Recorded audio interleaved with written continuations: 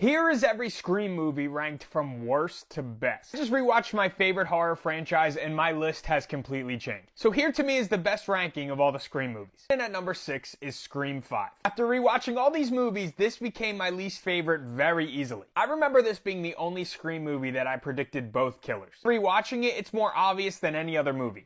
To me, they did not balance the legacy characters in the new group well. The new group of characters felt very underdeveloped and underwhelming. I already said the killers were predictable, and I absolutely hated Dewey's death. Always questionable choices in these movies, but this was like ridiculous in this movie. Number 5 is Scream 6. If you had these flip-flopped, whatever, but to me, Scream 6 is a lot better than Scream 5. Core 4 in this movie just feel better than they did in Scream 5. New York setting isn't used as well as it could have been, but I think it was solid enough and a good change. The opening of this movie I loved, and I really thought it was going in a different direction when they don't play the title card and reveal who Ghostface is. Turns out it's not the Ghostface we're following. Would have done the Ghostface reveal off the rip and made that the movie. I thought it would have been great, but whatever. Some script and plot issues, and the killer's motives at the end to me is very weak. Wasn't a big fan of that either, so for that reason, if you have it last, I get it. But as clear as Scream 5 is number 6, to me, Scream 6 is clearly number 5. Say that 5 times fast. Number 4 is Scream 3. I had this dead last on my last rewatch, which was like 2 years ago.